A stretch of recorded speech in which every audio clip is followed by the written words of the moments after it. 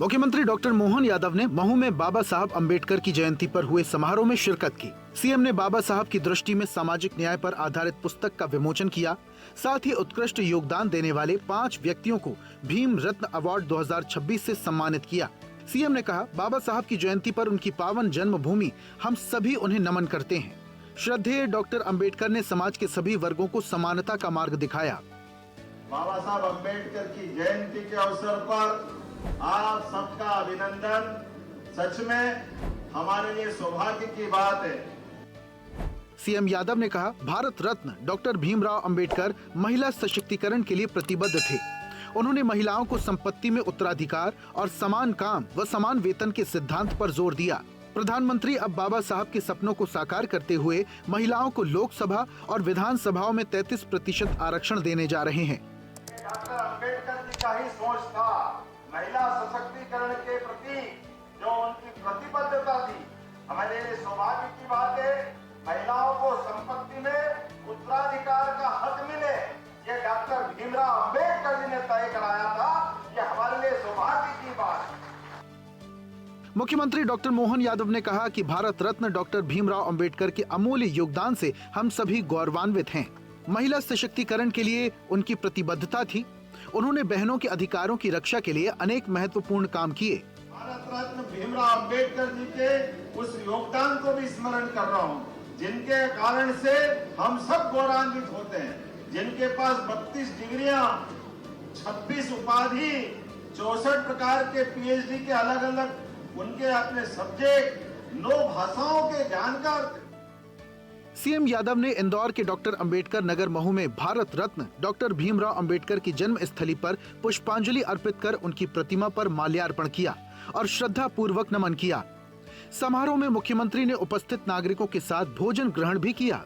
मैं अंबेडकर जी के उस पूरे जीवन के प्रत्येक क्षण में जिसमें उन्होंने भारत माता की आराधना करते हुए इस प्रकार से पूरे समाज को आगे बढ़ने का रास्ता दिखाया, हम उनकी जयंती के अवसर पर उनको स्मरण करें। डॉक्टर यादव ने संविधान निर्माता भारत रत्न डॉक्टर भीमराव अंबेडकर की जयंती पर भोपाल में उनकी प्रतिमा पर माल्यार्पण कर नमन किया। सीएम ने कहा, बाबा साहब के सामाजिक समरसता के स्वप्न को साकार करने के लिए प्रदेश सरकार संकल्पित है। महिला सशक्तिकरण को लेकर के अद्वितीय कदम उठाया और वास्तव में उनके शब्दों में ये जो कदम 21वीं शताब्दी का सबसे बड़ा कदम होने वाला। मुख्यमंत्री डॉक्टर मोहन यादव ने इंदौर के लता मंगेशकर सभागार में नारी शक्ति वंदन कार्यक्रम में हिस्सा लिया और प्रदेश की मातृ शक्ति का अभिनंदन किया। मुख्यमंत्री ने कहा, यशस्वी प्रधानमंत्री नरेंद्र मोदी के नेतृत्व में नारी शक्ति वंदन अधिनियम भारत के लोकतांत्रिक इतिहास का एक क्रांतिकारी कदम है। ये अधिनियम नीति निर्माण में महिलाओं की निर्णायक भागीदारी सुनिश्चित करने के साथ ही समाज की मुख्य धारा में नेतृत्वकारी भूमिका प्रदान करेगा। 100 साल पहले अंबेडकर जी ने चालू की है, माननीय मोदी जी उसको एक तरह से आसमान की ऊंचाई पे ले जा करके 33% का आरक्षण देकर आपका मान बढ़ा रहे हैं, सम्मान बढ़ा रहे हैं। मुख्यमंत्री डॉक्टर मोहन यादव ने भारतीय संविधान के शिल्पकार, सामाजिक न्याय के पुरोधा भारत रत्न बाबा साहब डॉक्टर भीमराव अंबेडकर को कोटि-कोटि नमन किया। सीएम ने कहा, शिक्षा और समानता के माध्यम से आपने महिला सशक्तिकरण के प्रयासों को गति दी। समता, न्याय और अधिकारों पर आधारित सशक्त भारत की जो नींव आपने रखी, वो आज भी राष्ट्र निर्माण का पथ प्रशस्त कर रही है।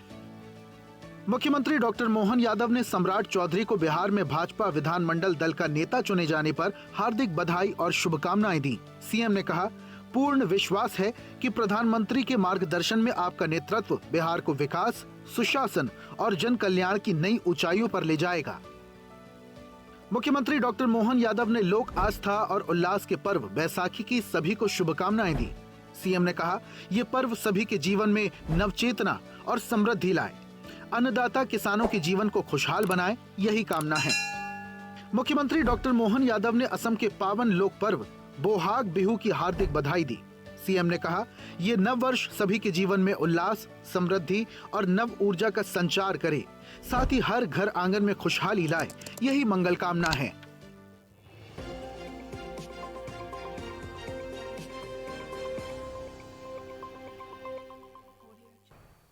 ऐसे ही वीडियोस के लिए लाइक करें, शेयर करें, फॉलो करें।